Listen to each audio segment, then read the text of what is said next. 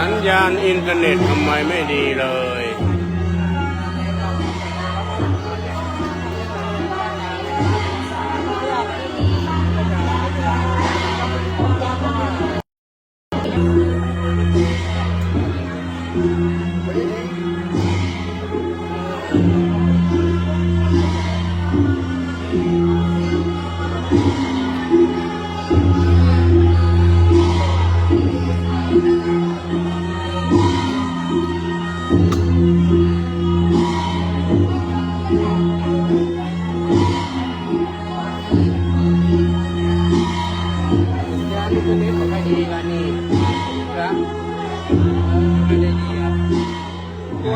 เสียงโป๊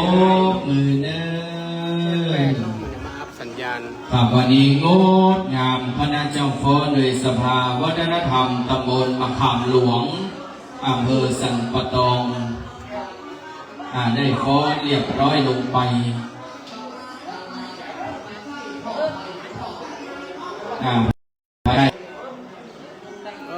สัญญาณเน็ตไม่ดีเลย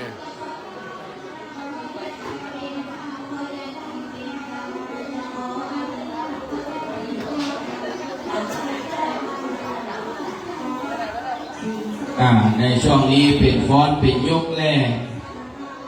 มือจะกินข้อน้ำจำข้อตอนจำฟ้อนไผ่ที่ผมวิ่งบ้านมาจองก็จะได้ฟ้อนเป็นยกคนสองส่งเทวดาขอบคุณเด้อในโอกาสนี้นะครับทางด้านโบสถ์วิหารเดี๋ยวสักคำหนึ่งและนำเรียนเพื่อพ่อแม่ศรัทธาช่วงขณะนี้นะครับผู้ที่จะได้น้อมผู้ที่ตาในส่วนของศรัทธาเอาไว้หลังจากกินข้าวน้ำจำข้อตอนอย่างตอนเตี้ยมเป็นต้นไปเด้อตอนนี้จะได้ขอตอนนี้หยุดเป็นการชั่วคราวเพราะว่าจะได้ถวายการต้อนรับพระเถรานุเถระจะได้สะดวกในส่วนของศรัทธากินข้าวตอนแล้วเด้อเกิดขึ้นเป็นผู้ที่ตาเพราะว่าตอนนี้ได้เดิมสมัยการเวลา9:47 นาทีแล้วจะได้ประกอบพิธีการวัดเคราะห์เรียกขวัญพระเถรานุเถระเจ้าคณะพระสังฆาธิการเดินทางมาถึงแล้วเข้านิมนต์บนวิหารถึงโบสถ์ก็40 กว่ารูปแต่ว่าเห็นก็ประมาณ20 ฝ่ายในพิธีการพักศีนาวันนี้เป็นพิธีการประกอบพิธีวัดเคราะห์เรียกขวัญแบบล้านนาและจะมีพิธีสืบชะตาหลวงตอนนี้นายพรวิลายาศิษานักวิชาการศาสนาสำนักงานพระพุทธศาสนาจังหวัดแม่ฮ่องสอนก็ดูแลความเรียบร้อยด้านบนเราจะได้เข้าสู่การประกอบพิธีบายสีสุวรรณศรัทธาจะถ่ายรูปบันทึกภาพตอนนี้ก็น้อมเจริญพรจังปีจังซอนดาวลุ่งเชียงใหม่แม่ภูแสนสุริยมนและสุวิทย์วังฝางขึ้นทางจ้อยซอเจินเตวบุตรบอกเทวดาละเด้อกับรอบกินหอมการบริจาคลงศพนะครับตามเจตนาหรือศรัทธาท่านใดจะรับเป็นเจ้าภาพลงศพใบละ 1,500 บาทจะร่วมสร้างอุโบสถทรงจตุรมุขแห่งล้านนาประยุกต์อันเป็นอุโบสถแห่งวัดปัจจุเฮาอยู่ในช่วงการคืนลำดำสร้างตอนนี้ก็ยังมาสำเร็จเรียบร้อยฉะนั้นก็หอมกินหอมทานกันเด้อกับช่วงก่อนพิธีการจะได้เพิ่มน้อยกว่านานพิธีกรบ้านเฮาเขตสันปะตองได้พูดจากกับพี่น้องศรัทธา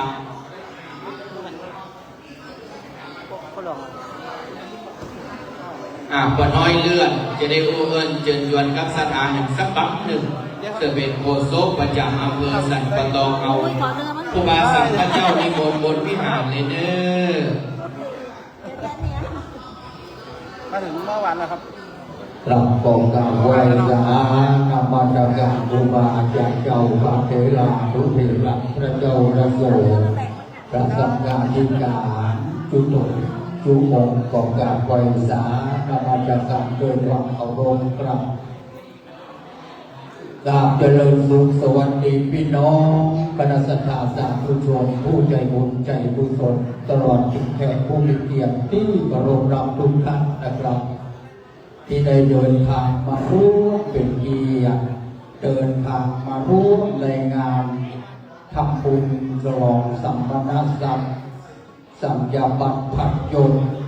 เรื่องในโอกาสพระบาทสมเด็จพระเจ้าอยู่หัวทรงพระกรุณาโปรดเกล้าพระราชทานแต่งตั้งสัญญาบัตรผัดยนต์ให้พระปลัดอนุรักษ์กรรมาภินันโทเป็นพระครูสัญญาบัตรที่พระครูอารันธรรมนันท์ซึ่งเป็นเจ้าอาวาสวัดปัจจุเอาสร้างความภาคภูมิใจภาคภูมิใจกรรมยักษ์สนักศรัทธาวัดปัจจุทุกหลังคาเรือนวันนี้จึงเป็นงานบุญงานกุศลนะครับเป็นงานอันสิริมงคลอันยิ่งใหญ่จะได้ฉลองสัมมนาสัมสัญญาบัตรผัดยนต์คือแก่ท่านพระครูอรันธรรมนันท์นะครับเป็นพระครูสัญญาบัตรชั้นโทน้องพี่น้องครับปลื้มใจนะครับภูมิใจนะครับที่เอาน้องหุ่นจักกันในนามของคนเลือดได้หุ่นจักกันในนามตุ้ลุงไหลหรือครูบาไหลกับอดีตกับก่อนก็เป็นพระสงฆ์อยู่ในวัดทรงปล่อยพี่น้องวัดประจูนอกครับพระเจ้าพระสงฆ์จากวัดปฏิบัติธรรมนะครับจากทางภาษาได้นิมนต์มานะครับมาจากวัดจำพรรษาอยู่ที่วัดประจูได้หลายปีนะครับต้องกรรมบัดนี้นะครับการทำดีย่อมมีสิ่งตอบแทนการประพฤติปฏิบัติธรรมเป็นสาวกขององค์สัมมาสัมพุทธเจ้าก็ได้มีกล้าอันซึ่งนำมาในการนะครับเรื่องนะครับสัมมนาสัมสัญญาบัตรผัดยนต์คือแก่ท่านพระครูอารันธรรมนันท์กับวันนี้พี่น้องศรัทธาที่จะมาถวายบุญตาจินฟังเตือนเรื่องกับเราเอามาต้องไปสูนบนวิหารเตือมาสูนตะเพก่อนเริ่มมาสูนตะกองอำนวยการมาช่วยกันห้องก่อสร้างห้างแฝงอุโบสถครับอุโบสถวัดปัจจุเราดังที่หาดนอกครับตำบลเกือบจะแล้วครับพี่ลุงตังลุงวันดีประสมพูดเรื่องยังบางงามเรื่องกับแล้วแต่แรงศรัทธาพี่น้องครับที่เต่าดีมาหาใจทำบุญนะครับต้องทำตามการเป็นการตามเป็นธรรมดาของ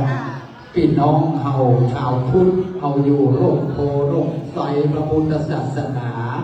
มีการกินใหญ่ตั้งหลวงนะครับต้องมีงานบุญงานกุศลจะเยี่ยมพี่น้องเอามาร่วมใจกัน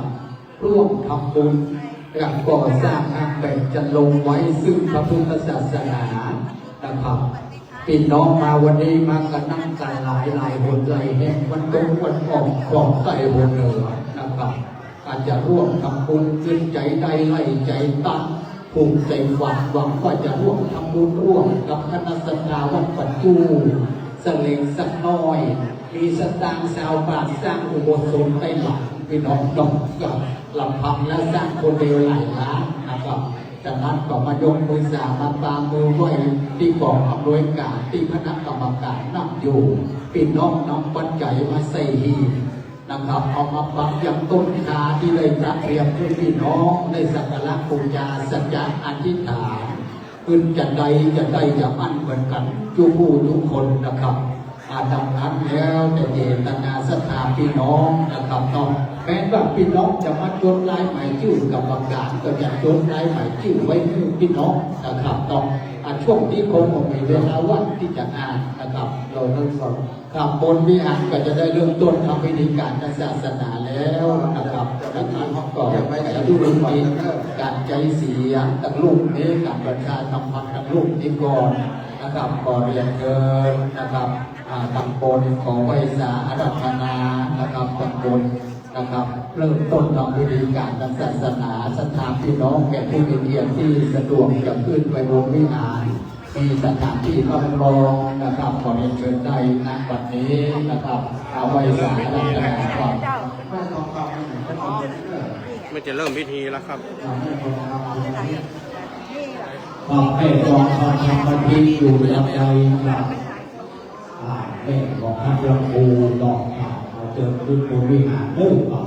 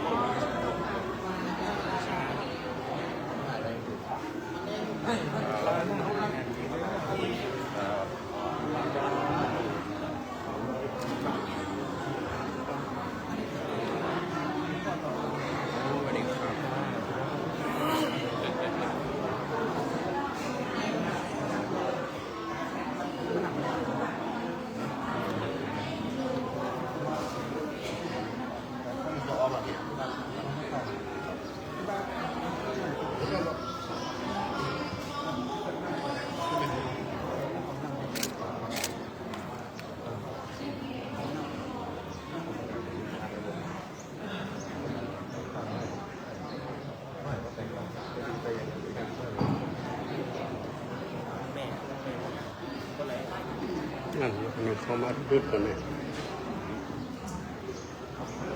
ก็จะห้องขวัญแล้วเนอะจะห้องขวัญแล้วเนอะพวกดูกันมาเดี๋ยวก่อนนอดเพิ่นจะห้องขวัญอยู่นะครับหยุดตั้งร่มก่อนฟังหอมเถอะครับเดี๋ยวบึ้งหอมครับเดี๋ยวเพิ่นทำพิธีก่อนครับอยู่ตั้งร่มก่อนอยู่ตั้งร่มก่อนการลงคนจะทำหัวใจคนทำพิธีแล้วถ้าทำเพื่อคนพิธีคนจะได้นะสักการะผู้ที่ตาเที่ยงขึ้นวันนี้เป็นรายสีสูงการพัฒนาท่านอาจารย์พระมหาราชาองค์ศาสนกิติปริยธรรมเก้าประโยคหน้าหลวงพระพระธาตุสีจอมทองวรวิหารได้โปรดเมตตาประกอบพิธีการในการปัดเคราะห์เรียกขวัญถวายพระพุทธอนันต์ธรรมานันต์เพื่อเป็นอุดมมงคลวันนี้ก้าวกราบรัตนาท่านอาจารย์พระมหาราชานนท์วัดพระธาตุสีจอมทองวรวิหารโปรดเมตตาประกอบพิธีบายสีสู่วัดณการณบัดนี้ครับ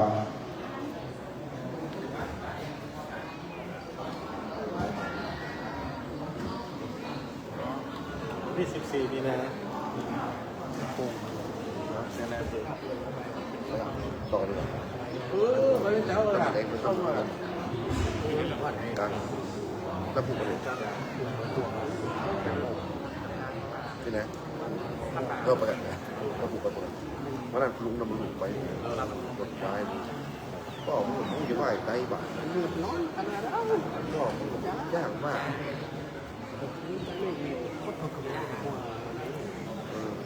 คนมาขอคุณแม่มุกกูคนว่าได้คนจะได้ผม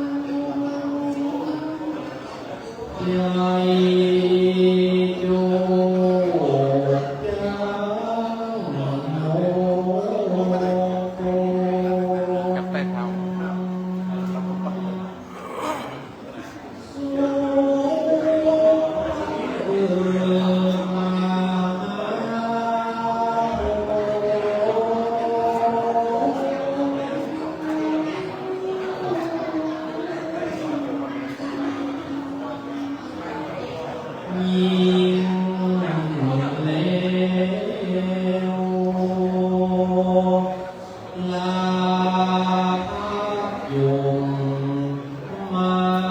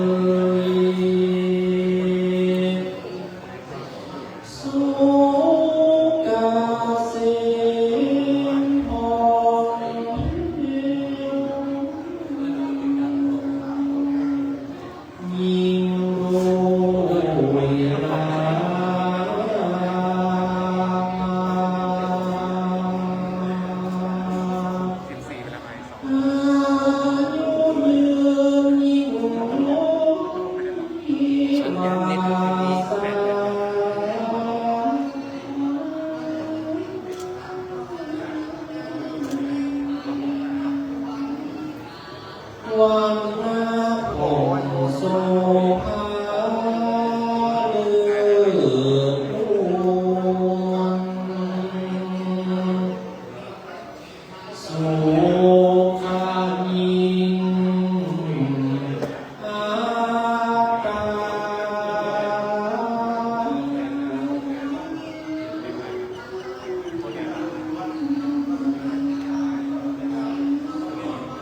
ตุมือยัง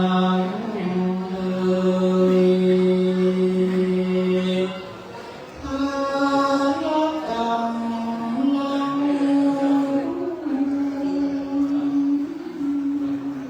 กราบใจผู้ให้มาพื้นสร้า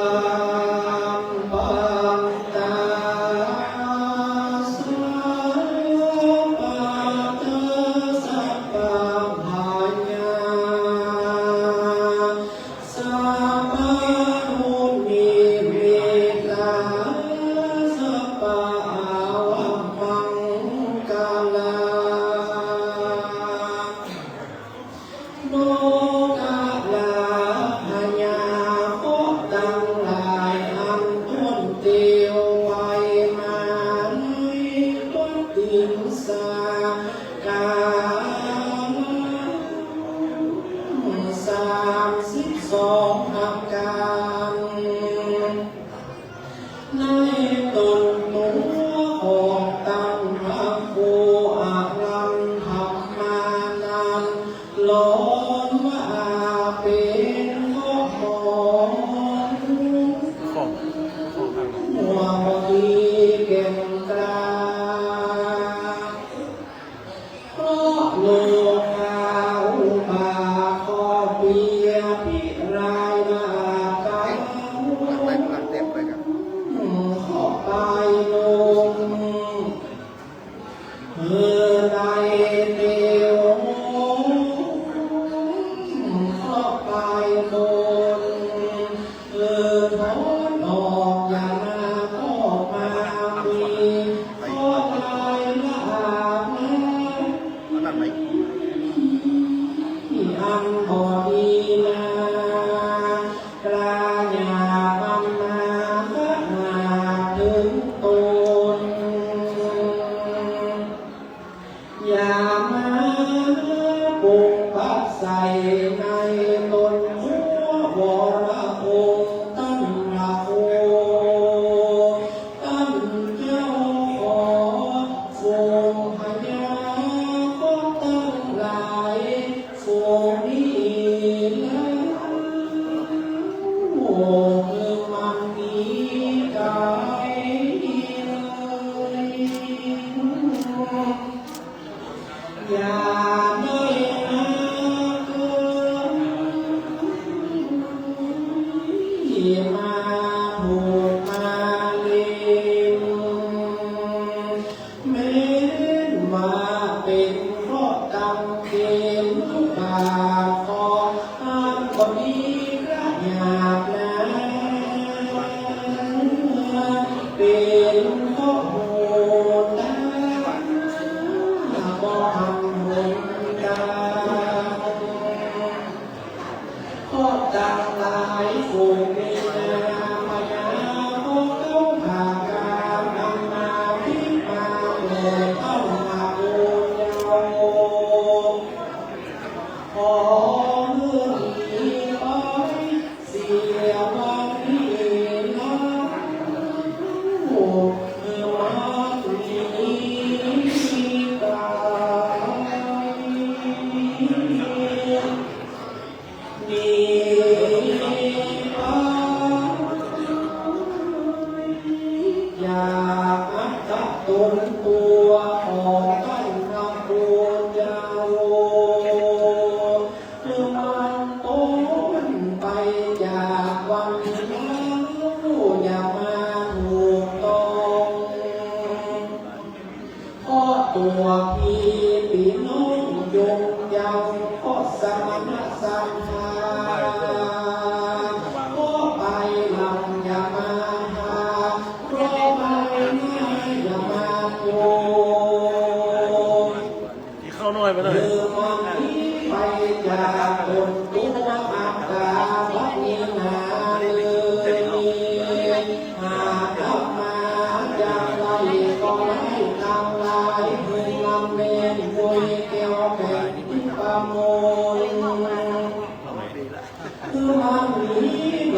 พึ่งแห่งพระสุธามนิจในสองเส้นสี่หมื่นโยจานาคาด้วยกำหาดกบาปาลีของราสาลีสมณโคดมบกวาสาธุขา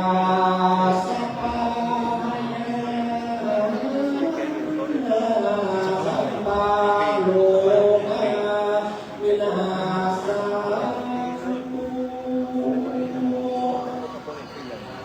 พุทโธขอธรรมโมขอสังโฆขอ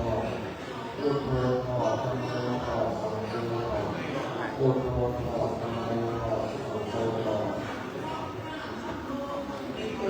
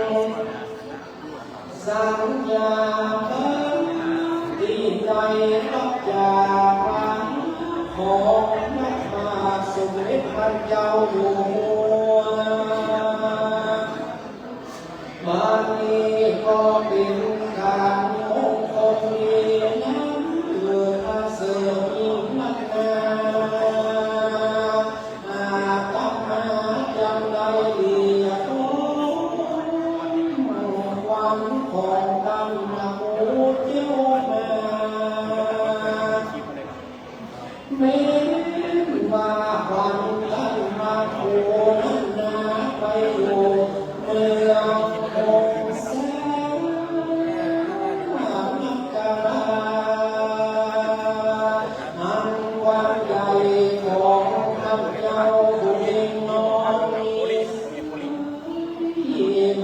Hãy subscribe cho kênh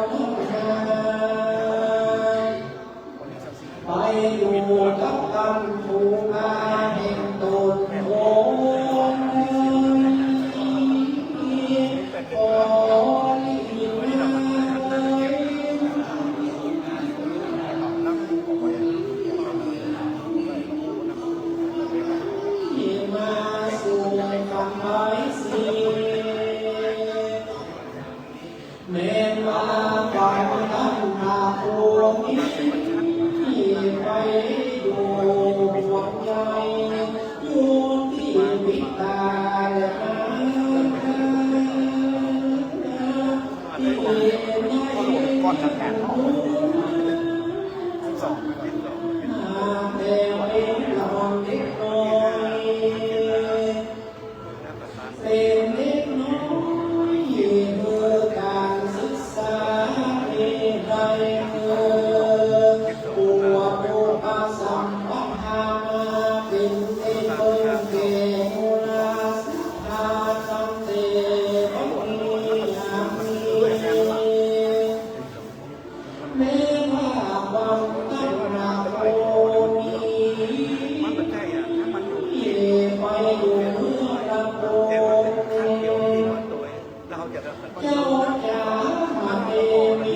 Gõ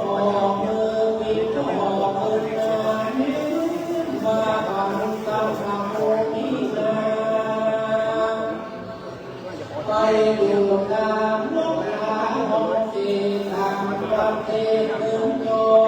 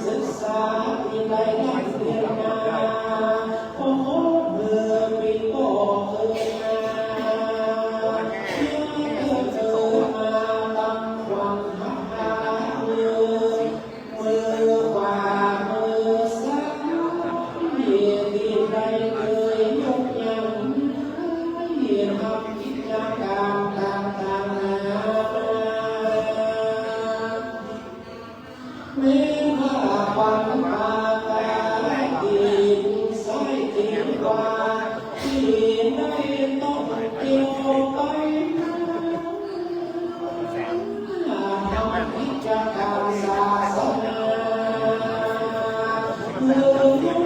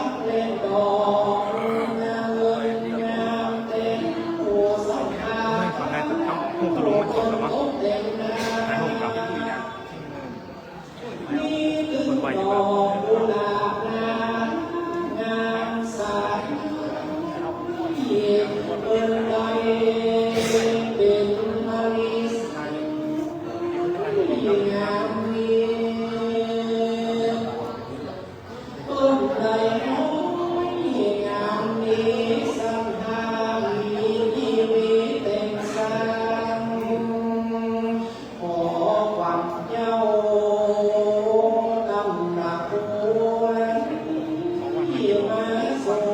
อามาพ่อแม่สังฆาศิษย์สาวเจ้าบ้านเมืองไทยเก่งเตรียม เสาสีมันคือเบาอุ่น สี่วันนั้นเช่นสี่แล้ว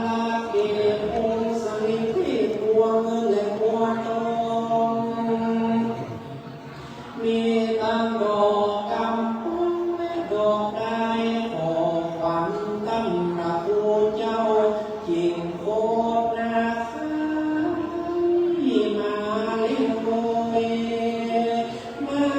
สะเบือ สามสี่ บุญญาอันเขากำว่าสะเบือ 100 วันนะไม่ออก 50กับ 50อ่ะ มันจะทำได้ไปโม่เขานะเจ้านี่มันเดือดเลย ไฟเส้นขาวนั้นมองแก้วมาเมื่อกันพระคุณโหดไรโหดที่นาไฟเก่าเส้นนี้นาเป็นไฟดีเศษนักนาเอาจากเมืองจำปานครเดชเป็นไฟเมเสโม ไฟเส้นที่สองในลงลาสาคุงามนี้จากเมืองปาราณสีเป็นห้องไฟเส้นที่สามจากประเทศนามรปุญญาไฟเส้นที่สี่นี้พวกนี้สังเกตเป็นไฟผ่านน้ำเจ้าดอยสุเทพเยี่ยมใหญ่มาเมื่อตั้งพระภูเจ้าอินหายโลกันไฟ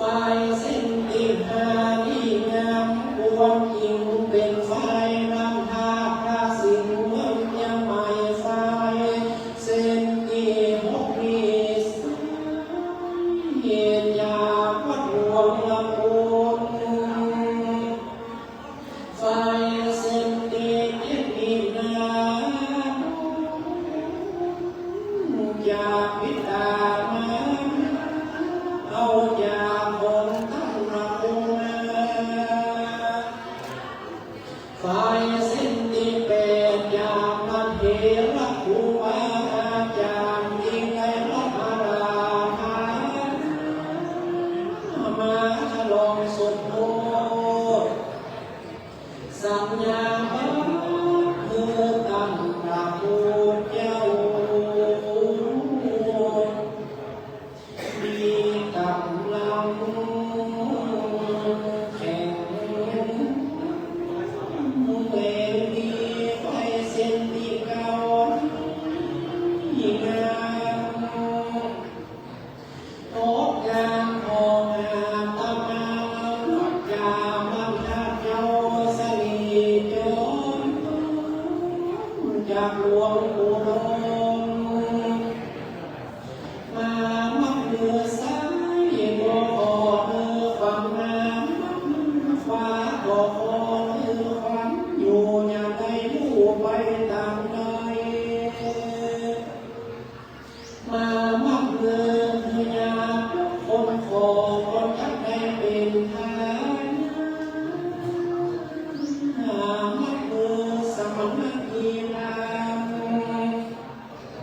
คนทักได้เป็นสังฆราพักดีมามัดมือซ้ายก็ขอมือขวัญตั้งพระภูเจ้ามามัดมือขวาก็ขอมือขวัญตั้งพระภูเจ้าอยู่อย่า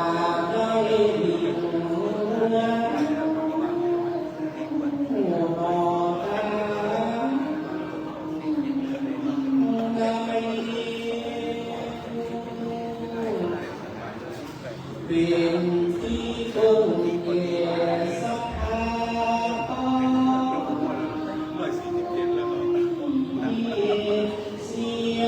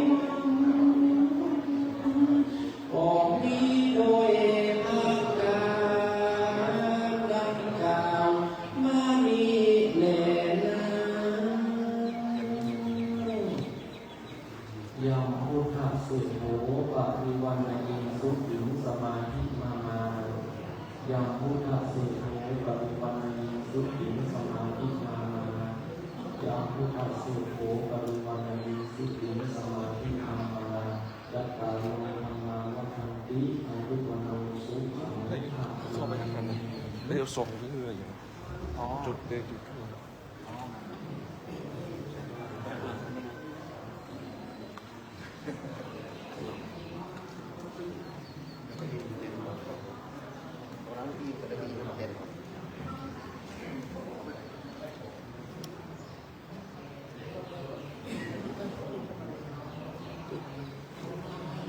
แมทกับบอออกพี่แม่แมทกับบอออกไปลายบน ขอบคุณแทนชมรมผู้สูงอายุบ้านปัจจุเข้ามาเทถวายจะตูปัจจัยในองค์น้องขวัญตอนนี้อาจารย์พระมหาราชนนท์ศาสนกิติ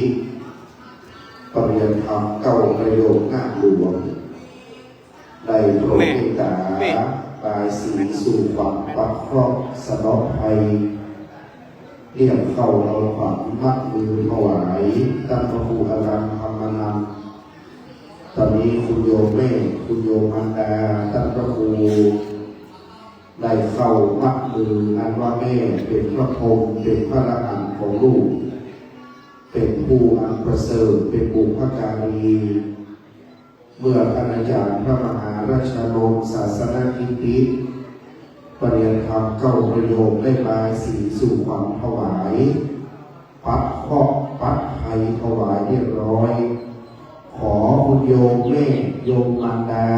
ผู้อันประเสริฐของพระลูกชายแล้วก็โยมพ่อกับตัดนิสัยดุจดังโยมปิดา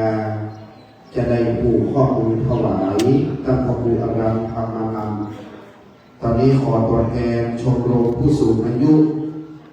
บ้านปัจจุ1 ท่านเข้ามาประเคนถวายจะถูกปัจจัยพยธรรมในองค์เรียกขวัญ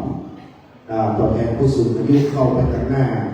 ไปที่ท่านอาจารย์พระมหาราชนนท์ศาสนกิติปริยัติธรรมเก้าประโยคจะได้รับเมตตาประเคนรับประเคนจากคุณโยมเจ้าข้าคุณแม่เข้าไปรับของแล้วก็ยกยื่นยอมการถวายในนามของชมรมผู้สูงอายุของวัดปัจจุวัดปัจจุต่อไปครับเพื่อนตอนนี้น้องถวายตามลำดับการจิตให้เป็นสมาธิน้อมนำเข้าถวายแล้วจะได้รับพรอันประเสริฐจากท่านพระมหาราชนนท์ศาสนกิติปริยัติธรรมเก้าประโยคต่อไป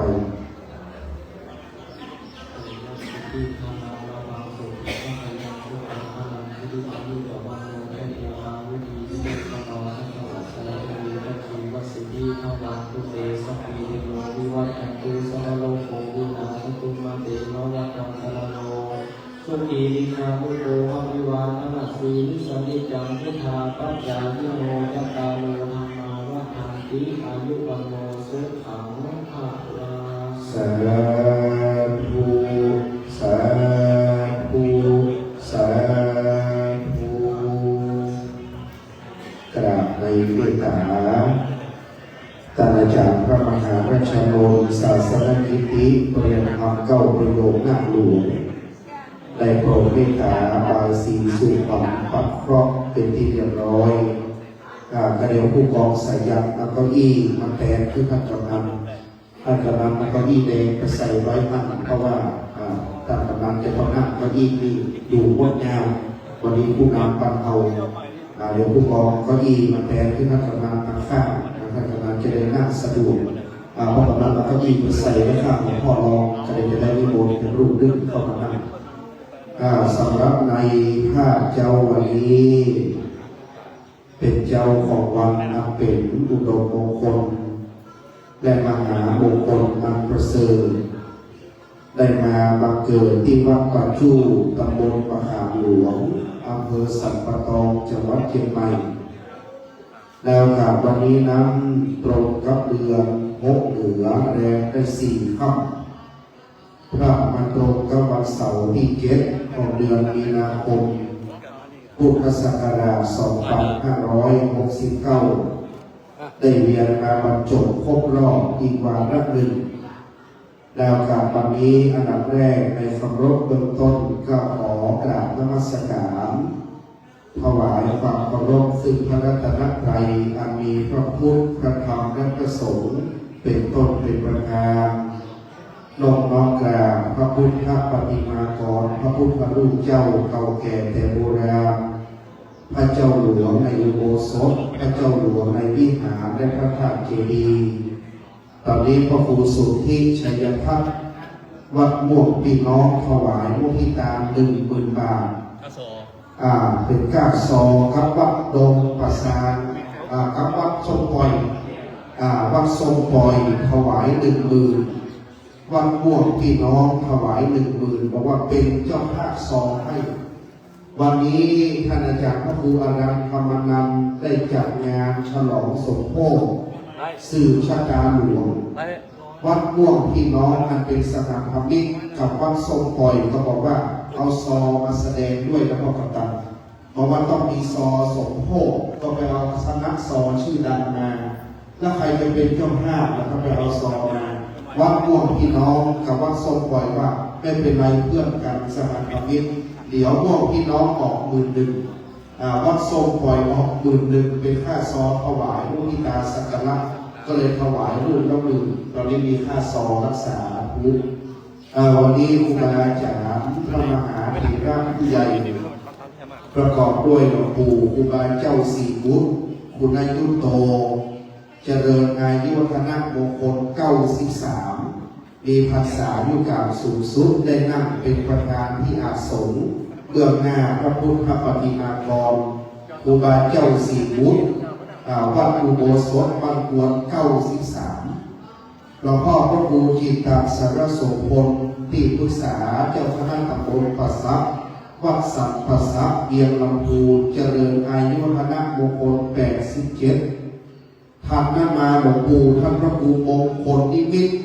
วัดบ้านกวนนิมิตรูปที่3เจริญอายุวัฒนมงคล92บ้านเมืองสัตปะตองครูบาอาจารย์ท่านอายุยืนนะครับดังนั้นหลวงปู่น้ำบ่อหลวงหลวงปู่ศรีบุตรหลวงปู่บ้านกวน90ขึ้นมดครูบาอาจารย์บ้านทองเมืองทองดังนั้นมีหลวงปู่ครูบาเจ้าศรีบุตร93หลวงปู่พระครูจิตตสารโสพลวัดสัมปัสสัก87หลวงปู่ครูบาวัดกวนนิมิตพระครูมงคลนิมิต92ได้เมตตานั่งเทียบอาสมด้านทิศเหนือนั้นเจ้าคณะผู้ปกครองสงฆ์ในสันปะตองประกอบด้วยหลวงพ่อพระครูสุนทรคำพิรักษ์เจ้าคณะอำเภอสันปะตองวัดศรีเกิดหลวงพ่อพระครูสถิตธรรมาภินันท์รองเจ้าคณะอำเภอสันปะตองวัดอินทวิชัยแม่คองท่านพระครูวิจิตรสุธาภรณ์รองเจ้าคณะอำเภอสันปะตองวัดหนองบุญหลานจากนี้เป็นต้นดังนั้นวันนี้ก็ขอนิมนต์พระเดียงสงฆ์หลวงพ่อเจ้าคณะตำบลเมกานิมนต์เรื่องขึ้นลำดับ2ก็จะขอเมกาหลวงพ่อวัดเมกานำส่วนและขอครูบาอาจารย์นิมนต์เลยนะครับเจ้าคณะตำบลทุกตำบลนิมนต์ขึ้นอาสมทางด้านทิศใต้นิมนต์ท่านเจ้าคณะตำบลบอกบุญบาเขตนึ่ง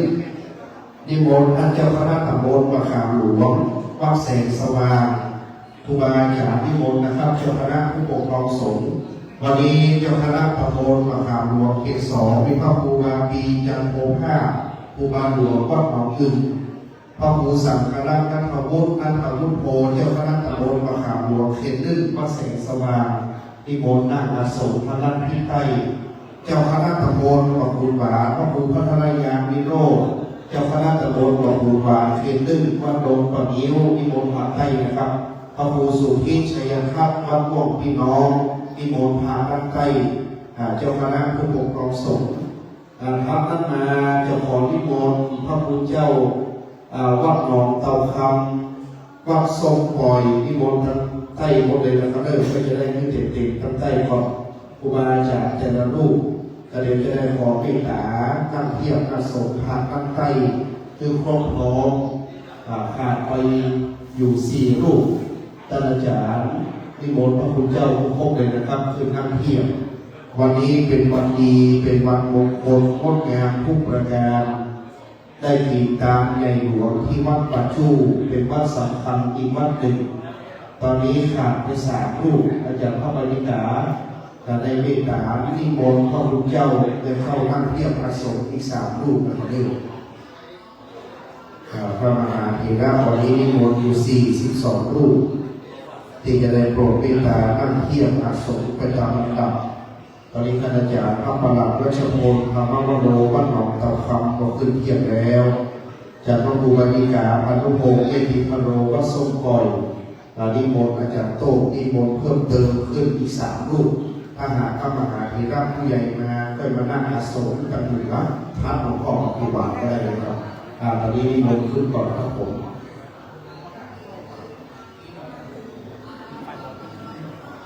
3 รูปจะขอนิมนต์พระสงฆ์ได้ขึ้นเทียบอาสมอันนี้ท่านอาจารย์พระครูสังฆรักษ์พิสุทธิ์สุภจิโตวัดห้วยเขียงนิมนต์ขึ้นอาสมนะครับท่านอาจารย์พระมหาเรืองทรัพย์พระมรโสวัดป่าเหียงนิมนต์ขึ้นเทียบอาสมพากันใต้ครูบาอาจารย์นิมนต์เริ่มขึ้นเลยนะครับเมตตาก็หาจะครบพร้อมครบถ้วนงดงามด้วยประการทั้งปวงอาสมภาคทางใต้มีหลวงปู่ครูบาอาจารย์พระมหาเถระผู้รับตัญญูนั่งเทียบมีหลวงพ่อเจ้าคณะตำบลแม่กาหลวงพ่อเจ้าคณะตำบลมะขามหลวงเขตลึก2เจ้าคณะตำบลมะขุนหวานเขตลึกแล้วก็เจ้าอาวาสแต่ละวัดเทียบพร้อมด้านทิศใต้อาสมด้านทิศเหนือล้วนเป็นเจ้าคณะผู้ปกครองสงฆ์อันมีหลวงพ่อเจ้าคณะอำเภอรองเจ้าคณะอำเภอได้เจ้าอาวาสพระสังฆาธิการครอบครัวการปรับนี้ในโอกาสที่พระบาทสมเด็จพระปรมินทรรามาธิบดีศรีสินมหาวชิราลงกรณ์พระวชิรเกล้าเจ้าอยู่หัวรัชกาลที่10แห่งพระบรมราชจักรีวงศ์ผู้ทรงพระคุณอันประเสริฐทรงพระกรุณาโปรดพระราชทานตั้งสมณศักดิ์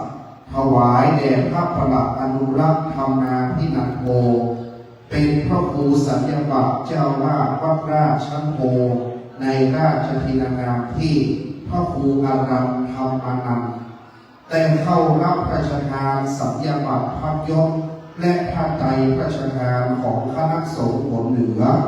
ที่วัดนัททิวันพระนอนขอนตานอำเภอแม่ดินจังหวัดเชียงใหม่การนั้นเจ้าพระคุณสมเด็จพระยาวงศาคตยาสมเด็จพระสังฆราชสกลมหาสังฆปรินายกมีเถระบัญชาถวายแด่เจ้าพระคุณสมเด็จพระมหาธีราจารย์เจ้าคณะใหญ่หัวเหนือวัดพระเชตุพนวิมลมังคลารามราชวรมหาวิหารโปรดเมตตาเป็นประธานในการพระราชทานสัญญบัตรพัดยศและผ้าไตรวันนั้นท่านอาจารย์พระครูอารัมธรรมานันท์จึงได้เชิญพัดยศเข้าสู่วัดปัจจุและมีการเจริญชัยมงคลคาถาต้อนรับและตั้งไว้ในที่อันควรบางวัดก็ฉลองวันนั้นเลยบางวัดก็รอปล่อยหลวงบางวัดก็รออายุวัฒนมงคลทำบุญวันคล้ายวันเกิดพระครูอารัมธรรมานันท์นั้นได้กล่าวว่า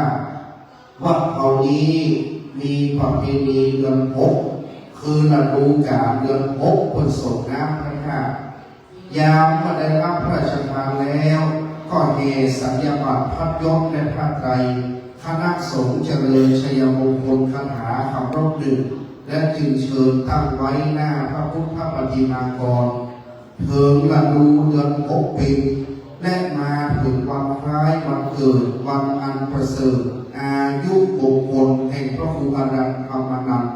คือว่าวันเสาร์ที่7 มีนาคม 2569 จึงได้จัดการฉลองสมโภชสืบชะตาหลวงอย่างล้านนามีการประกอบพิธีอันสำคัญและอุดมมงคลยิ่ง มีมหรสพการละเล่นการแสดงงดงามทุกประการแล้วปัจนี้เพื่อเป็นการถวายพระเกียรติแด่พระบาทสมเด็จพระเจ้าอยู่หัว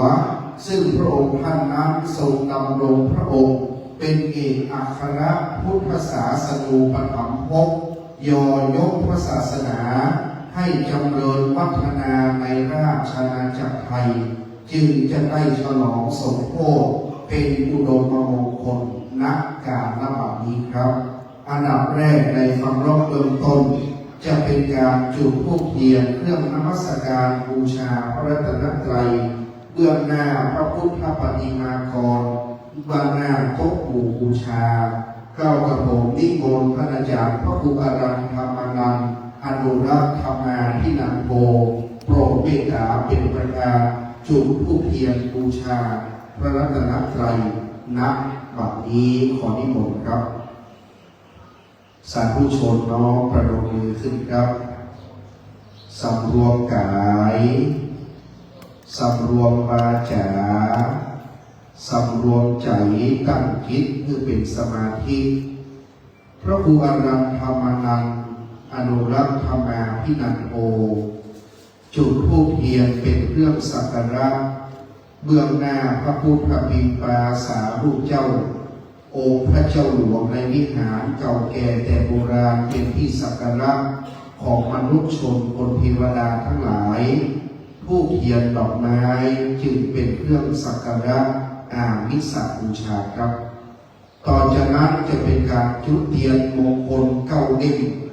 นับวันโอพุทธธรรมเจ้าเก้าประการเล่มที่หนึ่งจะขอเรียนเชิญท่านประธานในพิธีจึงได้รับเกียรติจากท่านนิยมนยาวินันท์ท่านปลัดอำเภอสันปะตองปฏิบัติหน้าที่ผู้แทนท่านนายอำเภอสันปะตองเป็นประธานในพิธีส่วนราชการ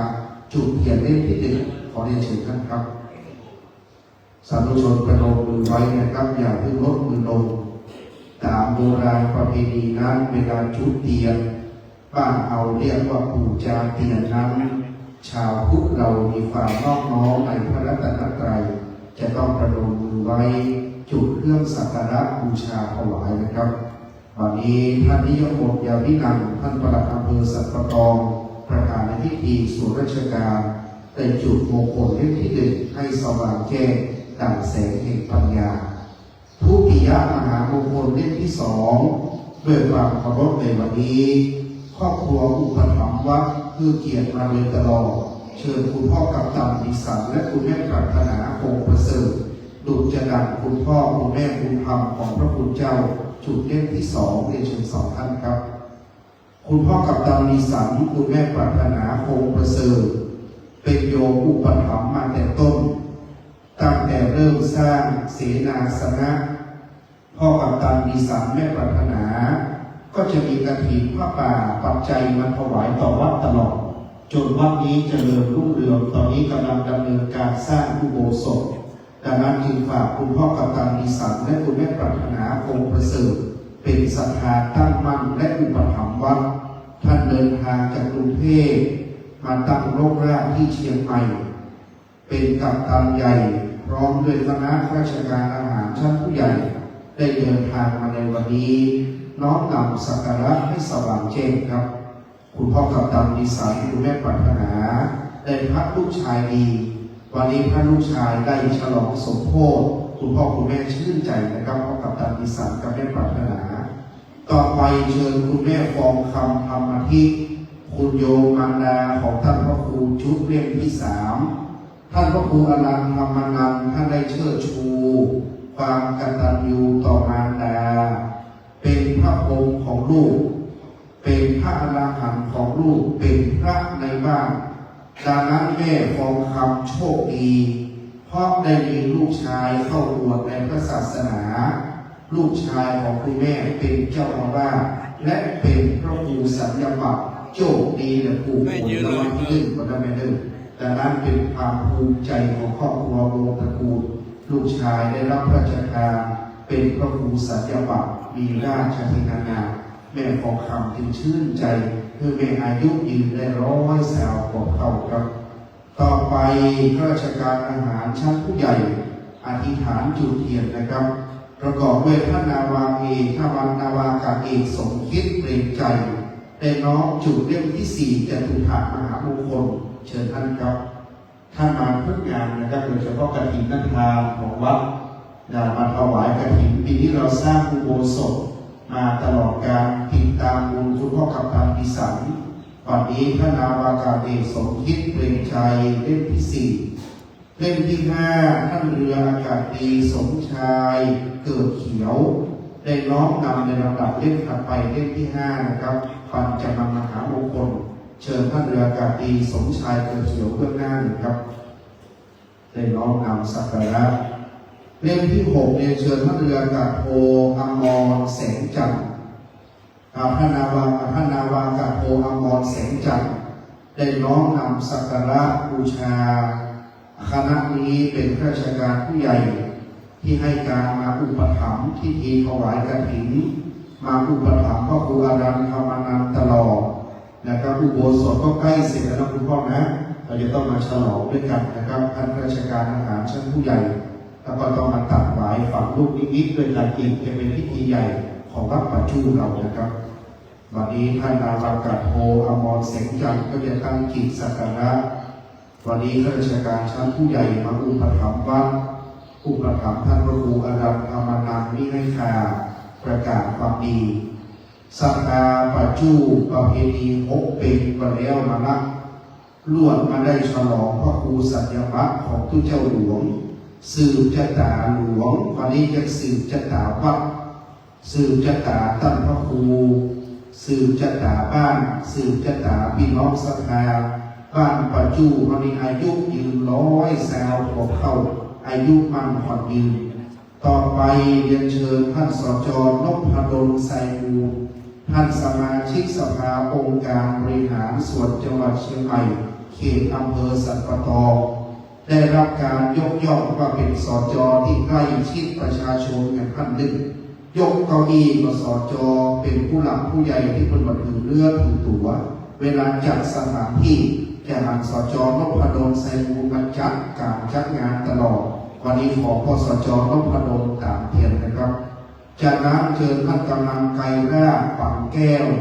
ในนามของผู้นำในตำบลเราท่านกำนันไกรราชตั้งจิตสักการะอธิษฐานในนามพ่อแพทย์ตำบลมะขามหลวงบ้านเฮานี่ดียิ่งตู้เจ้าหลวงก็ดี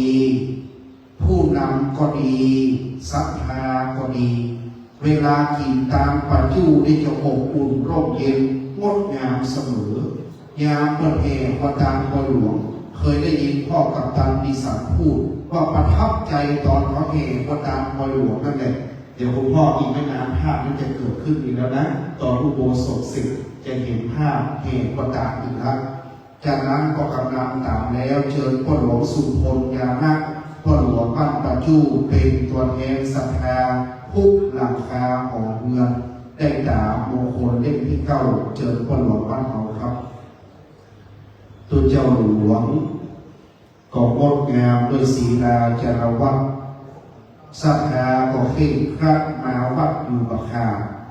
ปัจจุของเขาจึงดีงามปัจจุของเขาจึงงดงามวันนี้ฟังซอจะเลิกครูบาบ้านม่วงครูบาส้มปล่อยเปิดเอาซอมาว่าปัจจุได้ของผมซอแบบบ้านม่วงของผมซอบ้านส้มปล่อยของผมซอเวลามีกิจมีการเอาซอมาก็ม่วนเป็นอย่างประการหนึ่งต่อไปจุดเทียนขันสาครน้ำพระพุทธมนต์เจอท่านรองสุรพันธ์ดวงพิพากรท่านรองนายกอบต.มะขามหลวงได้จุดเทียนน้ำมนต์แล้วก็นวดเกณฑ์ขันสาครเกณฑ์ขันตั้งเจ้าหน้าที่บ้านเอายกขันแก้วทั้ง3ยกขันศีลขึ้นมาตะโกนกันเดียวจะได้โยงขันแก้วทั้ง3ตามที่สันปะตองเกณฑ์ขันศีลหลังจากโยงขันแก้วแล้วขอกรรมการผู้ชายที่อยู่ตำลุกยกขันแก้วทั้ง3ยกขันศีลขันน้ำตาลขึ้นมาเทียบด้านหน้าพระเจ้าโบวิหารเลยครับท่านรองจุดเทียนน้ำมนต์ขอสัพพมิมงคลแห่งพระพุทธวันนี้ขอสัพพมิมงคลแห่งพระธรรมขอสัพพมิมงคลแห่งพระสงฆ์ ปกป้องคุ้มครองรักษาเพื่อได้อยู่ดีมีคาร่มเย็นเป็นสุขท่านรองเกณฑ์ขันน้ำโมนักเกณฑ์ขันตั้งที่อยู่ทางหลังหลวงพ่อครูบา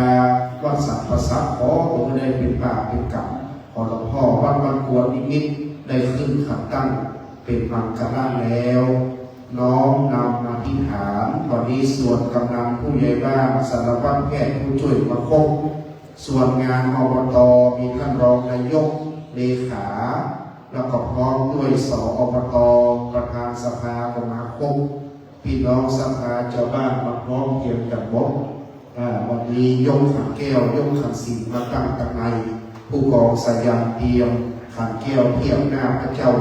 เกี่ยวขันศีลเทียบหน้าหลวงพ่อวัดกวนคดีโยขันแก้วแล้วก็เกณฑ์ขันศีลไปตามลำดับผู้เทียนดอกไม้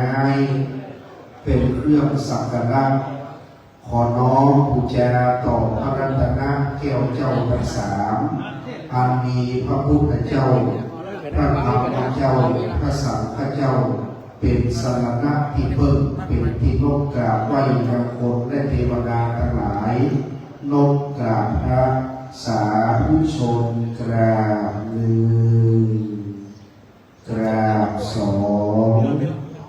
กราบสามอิมินาสการเนะพุทธังอภิปูชยามาอิมินา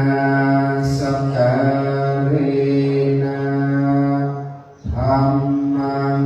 อภิปูชยามาอิมินาสการนะสังฆังอภิปูชยามาอะระหังสัมมาสัมพุทโธภะคะวาพุทธังภะคะวันตังอะภิวาเทมิสุขะโตภะคะวะตาธัมโมธัมมังนัมมัสสามิสุปฏิปันโนภะคะวะโตสาวกสังโฆสังฆังนะมามินะมามิพุทธังกุณังสักการังตังนะมามิธัมมังมุนิราชเตสิตังนะมามิสังฆังมุนิราชสาวกังอาจาโยโนพันเต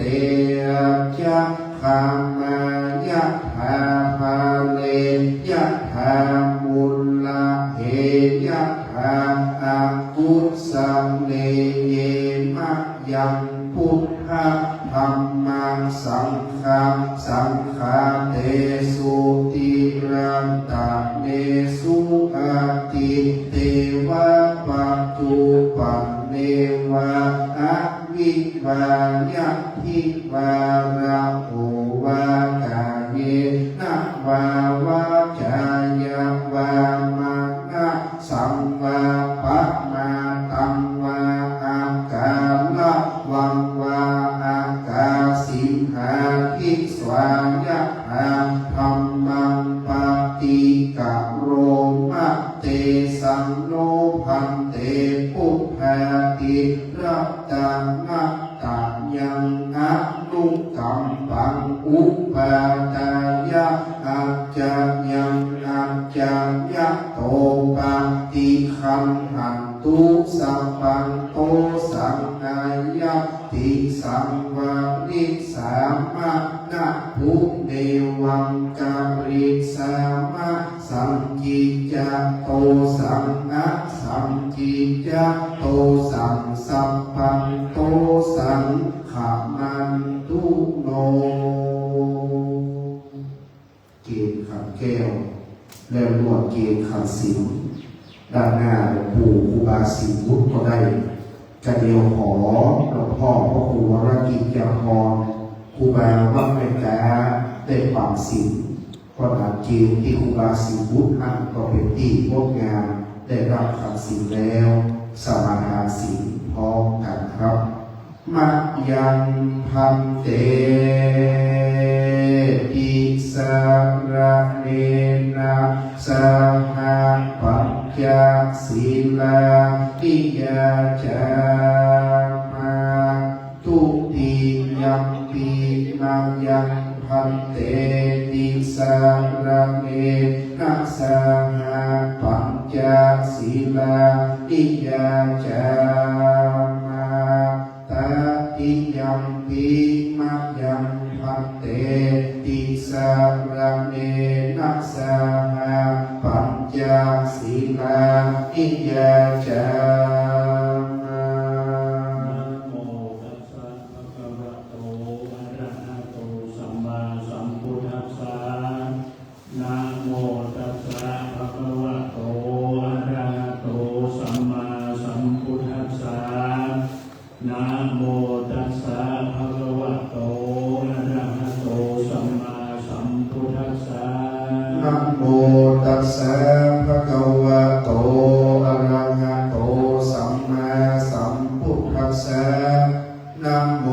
ตัสสะภะคะวะโตอะระหะโตสัมมาสัมพุทธัสสะนะโมตัสสะภะคะวะโต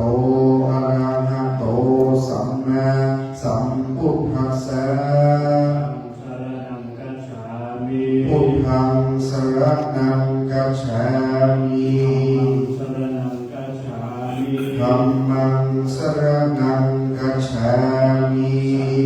สรณังกัจฉามิ สังฆังสรณังกัจฉามิ ยัมปิพุทธังสรณังกัจฉามิ ตุติยัมปิพุทธังสรณังกัจฉามิ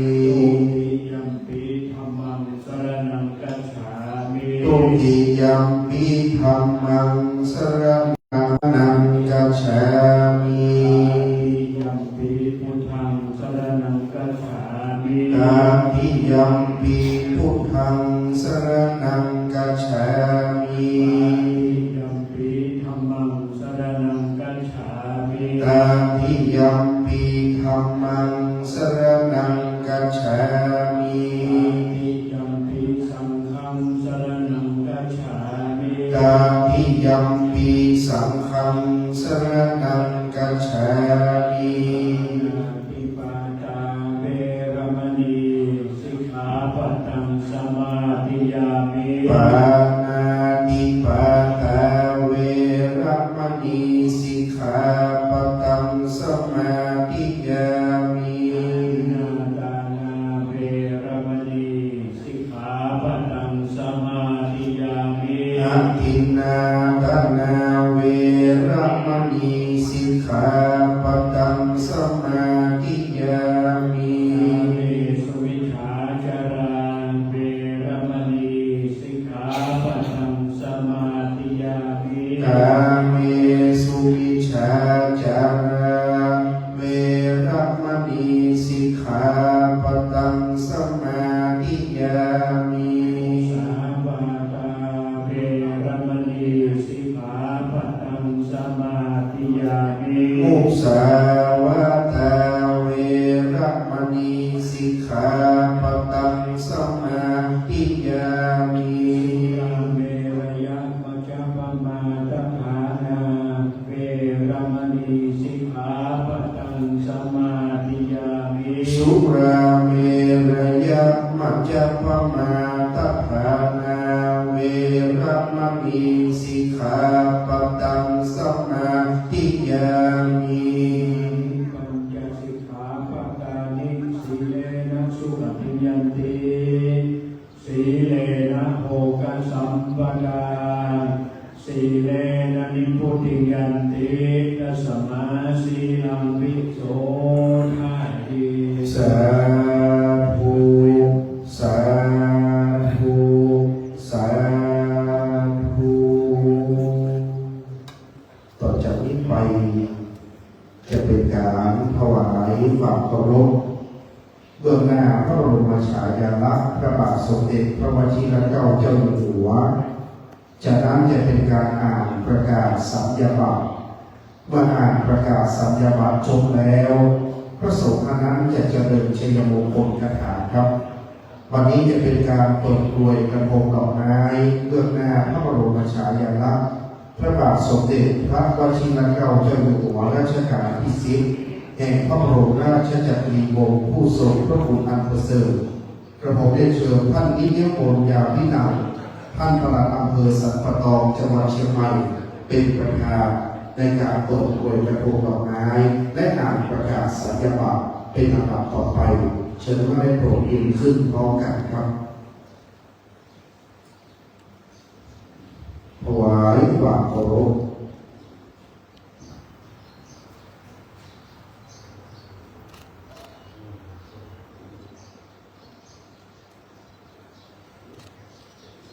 จากนั้นจะได้อ่านประกาศสัญญาบัตรเบื้องหน้าพระประธานครับ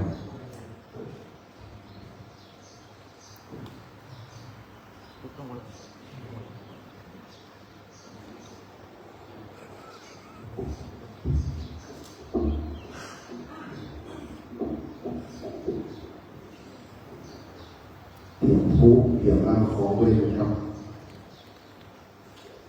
พระบาทสมเด็จพระปรมินทรมหาราชาธิบดีศรีสิงห์พระมหาราชวชิราลงกรณ์พระวชิรเกล้าเจ้าอยู่หัวให้พระอธิการอนุรักษ์วัดป่าจู้จังหวัดเชียงใหม่เป็นพระครูอารัญญธรรมนันท์ขอคุณพระจงรักพระพุทธศาสนาเป็นภาระสั่งสอนช่วยระงับอธิกรณ์และอนุเคราะห์พระภิกษุสามเณรอารามโดยสมควรจงเจริญสุขสวัสดีในพระพุทธศาสนาเถิดตั้งแต่วันที่ 11 เดือนมีนาคมพุทธศักราช 2569 เป็นปีที่ 10 ในรัชกาลปัจจุบัน จยานโตอาโภสิกาโกเตสักยานังนันทิวาเอวันตวังนโยอิจยาสุจยมาเตอปัส เชิ สะ ญท่านโปรดนั่งลงพร้อมกันครับ เกสิเสปัตตวิโภทะเลอดิเสเกสังปุถะนังนังตัมปันโตปัมโมสุตังปันตังสุมังตังสุภาตังสุโมทิตังสุขันโนสุโมโมโตจัสสุเยตังพระมัจจาริสุปตากินังกายกัมมังวาจากัมมังปตากินังปตากินังมโนกัมมังปณิทิเตปตากินังปตากินังนิกัตวานะนามันตาเมปตากิเต สาธุต่อจากนี้ไปจะเป็นการถวายเครื่องสักการะแสดงคารวะธรรมน้อมนำเครื่องสักการะถวายต่อเจ้าคณะผู้ปกครองสงฆ์นิมนต์พระครูอารันธรรมนันท์ถวายต่อหลวงพ่อพระครูสุนทรขันติรัตน์เจ้าคณะอำเภอสันปะตองเจ้าวาดวัดศรีเกิดครับ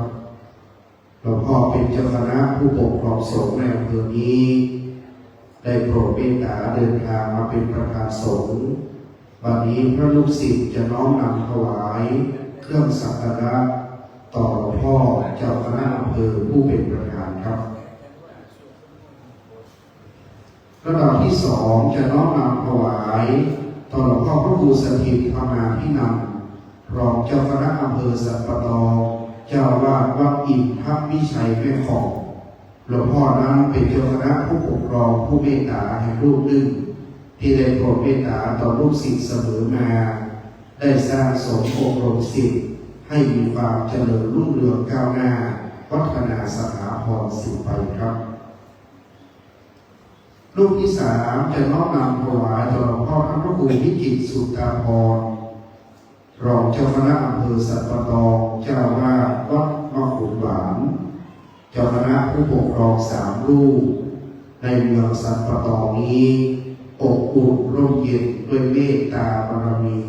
ปกเกล้าปกเกศลูกศิษย์คณะสงฆ์ท่านมีบารมียิ่งครับและในตำบลนี้นั้นอยู่ในเขตปกครองคณะสงฆ์ตำบลมะขามหลวงเขต2จะต้องน้อมถวายต่อพระครูบาปีจันทโภคาเจ้าคณะตำบลมะขามหลวงเขต2ครูบาวัดหนองอึ่งเป็นเจ้าคณะผู้ปกครองโดยตรงของวัดปัจจุบันดังนั้นวันนี้จึงน้อมนำถวายต่อหลวงพ่อพระครูบาปีจันทโภคาเจ้าคณะตำบลมะขามหลวงเขต2เจ้าอาวาสวัดหนองอึ่งรับเครื่องสักการะครับ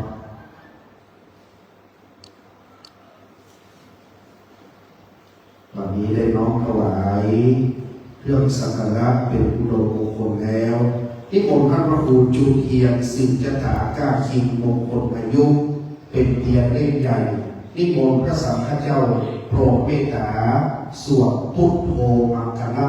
สืบจตาอายุมงคลจิตเทียนนักบัดนี้ โทมังกลาสัมพุทโธสัมพุทโธเตปะโตตังโลพุทธังมังกลามังคัมมาสัพพะทุกขาปังมุจจเลนะโมมังกลาสัพพุทโธกัมพิโลทุกขโสอานุนามังมังกลามังคัมมาสัพพะพยาปังมุจจเลสัพโพมังกลาสัมพุทโธกัม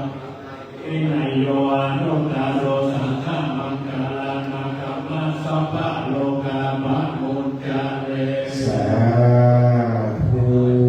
ครอบนางตามไปครอบเจ็บครอบไม่ครอบไข้ครอบหนาว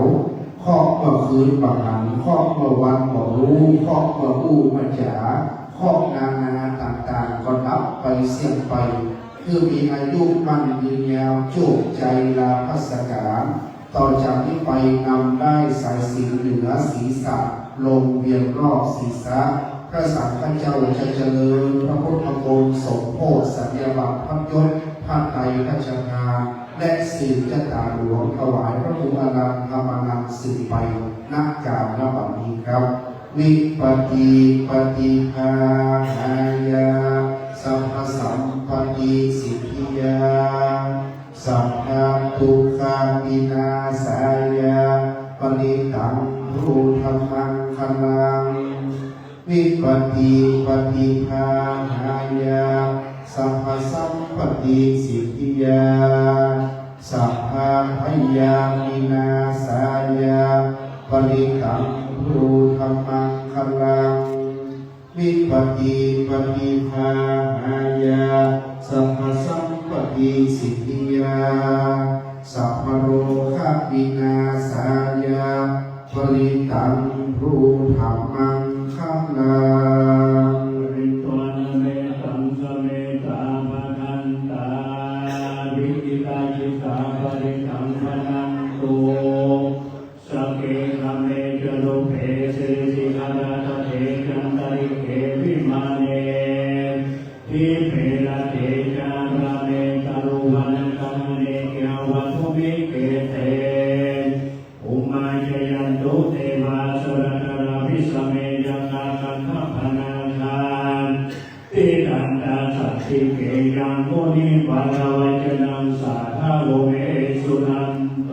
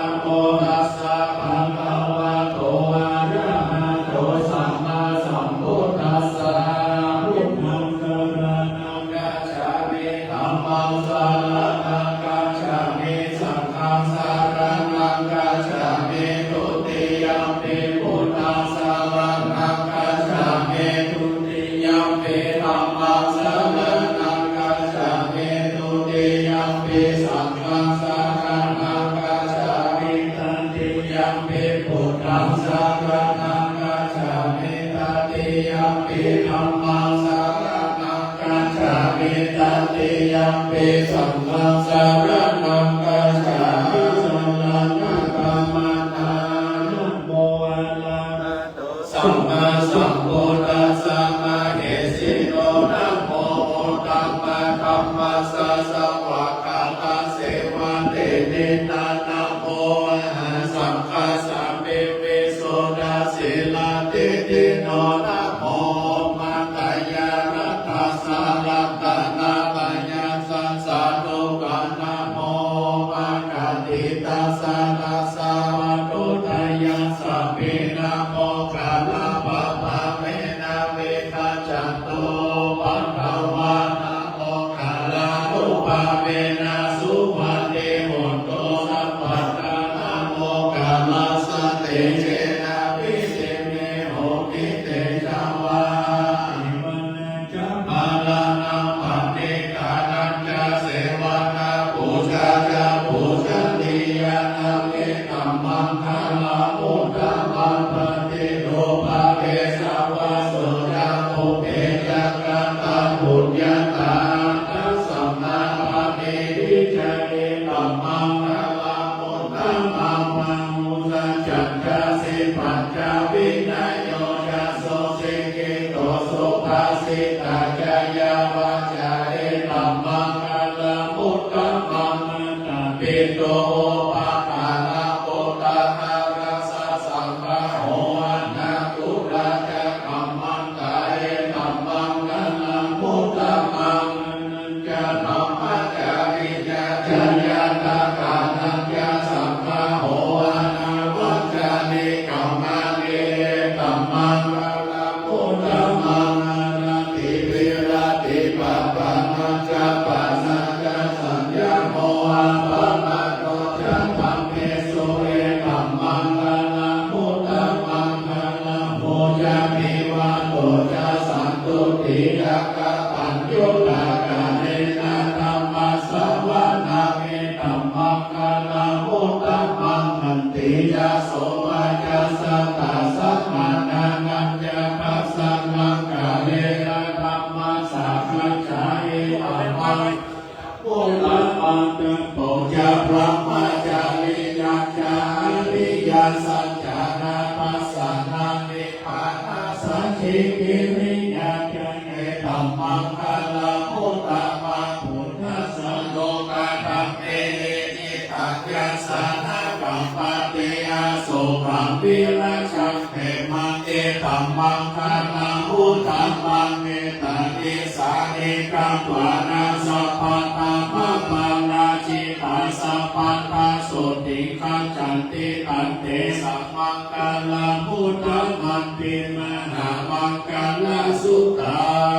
อิจิวิตาเกทาวาภูรังวาสักเกสุวัยยานัตตังนังปะเนตังนันโนสัมมังติตาภาคาเตนะอิธัมปิพุทเทระตังนังปะเนตังเอเตระสัจเจนะสุวัตเตโหนโตอายังวิราคังอามาตังปะเนตังยาทัพชาคาสังกายามุนิสัมมาหิโตนะเตนะรัมเมนะสัมมาทิกิจเจ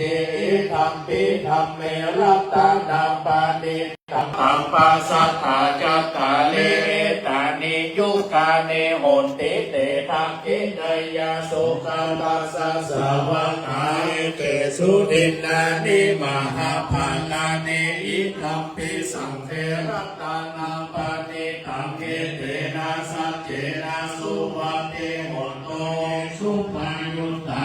นาสารณะเอนะมิกามิโนตัมมัสสะสันนัมปิเตปัตติปัตตานัมมัตตัมปิไคนะนันทามุทานิปุติปุจจานาอิตัมปิสังเกรัตนังปานิตังเอเตนะสัจเจนะสุวัตเตโหนโตอินังปุรานังนัมวังนัมปิสัมภวังเมรตติตายาติเกภาวะสัมมิเตกินาทิตาปิโลลานิจังกานิปันติปิลาหะกายปันติ อิโมอิทัมปิเนรัตนาปานิกาเมเตนะสัจเจนะสุวังเทโหโตจัสสัพพะโลกัสสะติมานะสัมภาวะเยอาปาติมานามุทังนาโตจะติยัญจาสัมปันตังอาเวลังอาสัพพันตังติปัญญาลังนิสิโนวาสยโนวาตัสสะวิคันนามิโตเอตัสสะติกาติกายาภามาเมตาวิหารามิตามาโมทิติจาอาโลมาอามาสีลาภาสเนนะสัมปันโนกาเมสุวินัยะเมภานาคิชานุปัมภะสัยยังปุณะเรติติกาลานิยาเมตาสุตตาภะโนปุโนอะภะมะโนธัมโมอะภะมะโนสัพโพอะมานะวันตะเนเลสัพพะเนอาหิปิสิกัสสะตะปะปิอุญาณาภิสัลลโภโมสิกากัตตะเมระกะกัตตะเมภาวิตังปะปิกัมมันตุโพธาภิโสหะนะโมอะคะวะโตนะโมสัพพันธังสัมมาสัมพุทธานังเกตังธัมมาอิทาวิโยเกศิลาโคโนสัจจังโสชยาโนกายะเตนะสัจเจนะกะหามิสัจจะกิริยามนุตตะลังนาวันทิวะธัมมาภาลาภริมาภุภะเกชิเนสัจจะภาลังมัมมัสสยะสัจจะกิริยากัสสะมังสัทธิปัฏฐาปัตตนาสันติทัตถาวัจจะนามาตานิตาจานิขันตาจานาเวนะปฏิกามาสาสัพเจกะเตไมหัมมหาวัจจานิโตสิติวะเชสิโสตาสกาลิสาเนอุตตะขัมละวายะตาสิกิสัจเจนะติสัมโมเอสัจจะสัจจังภาระเมติภิกขุภะคะวาระหังสัมมาสัมพุทโธวิจารณะสัมปันโนนะโตโลกาวิโตอะโตกาโลปุริสัมมัมมัสสารติสัทธาเอวามาตุสานาพุทโธภะคะวะติวัคคะโตภะคะวะตาธัมโมสังเกติโกอาคาลิโกเอหิปัสสิโกวานายิโกปัจจาเมติตะโกวินโยหิติสุปฏิปันโนภะคะวะโตสาวกสัพโพสุปฏิปันโนภะคะวะโตสาวกสัพโพยายะปฏิปันโนภะคะวะโตสาวกสัพโพสามิจิปฏิปันโนภะคะวะโตสาวกสัพโพยะติขังยัตตาเรโมริสายุคาเมอัตถะโมริสาภูกานาเนสัมปังกวะโตมังกะสัมโฆอาหุไทโยปาหุไทโยตักขิไทโยอัญชลิกาลานิโยอาทุตะลังปุญญเกตังโลกัสสาลิเยทุติมิตังนวะมังคลังจโยจามานะโตสัพตุนัสสะสะโตปะปะกะโหโตสุภิลังนะกันตังพุทธานุภาเวนะวินาสเมโตยันโนนิมิตตังอาวะมังคลังจโยจามานะโตสัพตุนัสสะสะโตปะปะกะโหโตสุภิลังนะกันตังธัมมานุภาเวนะวินาสเมโตยันโนนิมิตตังอาวะมังคลังจโยจามานะโตสัพตุนัสสะสะโตปะปะกะโหโตสุภิลังนะกันตังสังฆานุภาเวนะวินาสเมโต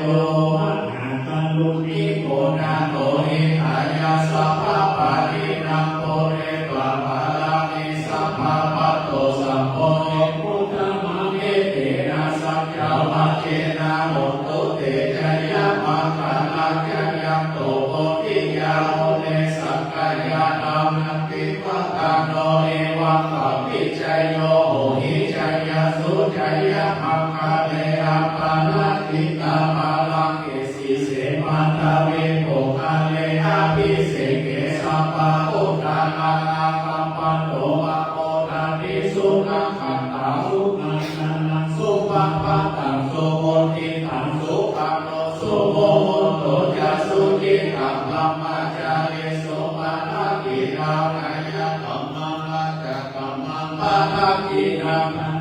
ตินามาโลกัมมังปะนิทิเตปะทักกินาปะทักกินานิรักวาตาลาภังนัเถปะทักกิเน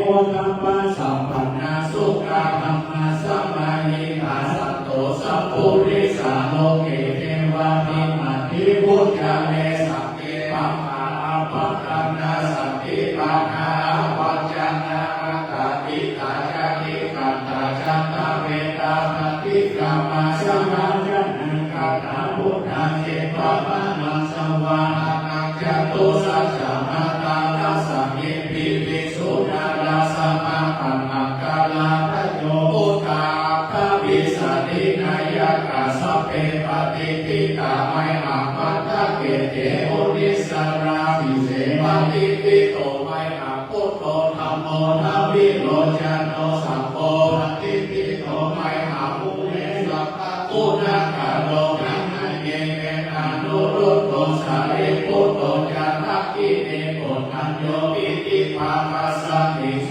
ติกังกัมมังเกทักขิเนสาวะเนไมหังอาสุงานันนานาภูลาภัสสะโพจามหานาโมโอภาสุมานาโสตเกเกสันเตมิติภังมัสสะมิสุริโยวะปะมังกัลโลนิสิโนสิริสัมปันโนโสภิโตมุนิปุงกาโมอุมา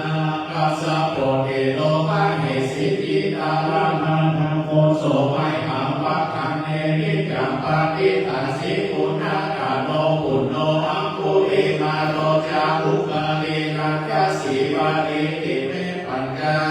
เทนะนาลาเปติลากามามาเสสาสิติมหาเถระชิตาวังกะติโตรักษาชาลังกาศิลาเถระอังคามังเกสุสัมพิตารัตนังปุระโตอาสิทักขิเนเมตาสุตตังนาจักขังปัสสะโตอาสิวะเมอังคุลิกาลปังคันธโมนาปาริตัจจาตานาติยาสุตตะปะอากาเสปะนาคัสสิสิสาลาสัมพิตาชินานาปาลาสัมยุเตนะนัมภะกาลังลังยันเวจันโตเมสังกัตเตนะสัมมาสัมพุทธปัญจเนวัตถิตาอิสัจจะปะภะหิรัจฉานุปัฏฐาวาเสสาวินายังยันโตอานันตาพุทธเตชะสาชินะปัญจลามัจจังเมริมามัตตาปะหิตาเลสหาปะเรโตมัสสะเปเตภะกาปุริสาสัพพะหิเจวะมังโตสุขุโตชินานุภาเวนะชิตุปัตตะโวธัมมานุภาเวนะชิตานิสัพโตสังฆานุภาเวนะชิตันตรายโยนามิธัมมานุภาวะปาริโตปิจยาปัจจนะปัญญาสักขาหานิทิตา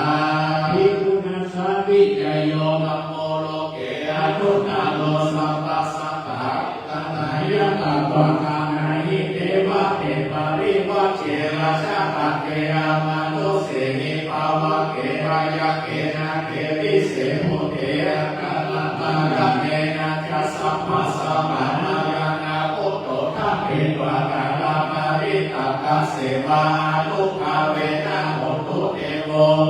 สัพพะสุทัสสิลาสัมมานายะธัมมังสุจาริตังกะเมระเสมานุภาเวนะโหตุเตโวสุขิสันตังกิตังจิตติตังปุถังนารังนังวัจจานังคะโลมาเลสัมเมสานังสุตวะสัสสายุปวัคคตินัจจตาเทวะจัตตาธัมมาจัตตามหาธัมมาจัตตาอิสิจัตตามหาอิสิจัตตาโมนิจัตตามหาโมนิจัตตาปุริสัจจัตตามหาปุริสัจจัตตาจักรวติจัตตามหาจักรวติจัตตาพุทธจัตตาปฏิกาพุทธจัตตาอาระหังตาจัตตาสัพพสิทธิปิจาระนังจัตตาสัพพะโลกาจาริยานังจัตตาสัพพะโลกาธิปติญาณังจัตตาเยเตนะสัจจวัจเจนะสุมาภิโหตุตุยมัสสะหายานะโมตัสสะนะโมอะระหะสะนะโมสัมมาสัสสะยะติธัมโมโหตุสังหายาเทวะจา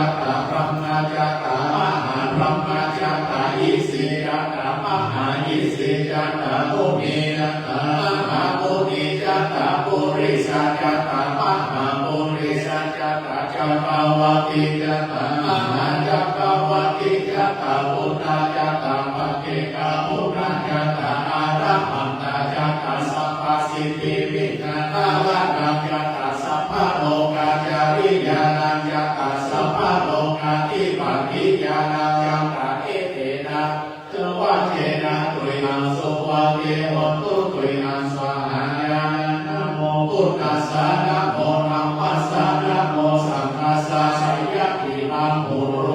โรสวาหายา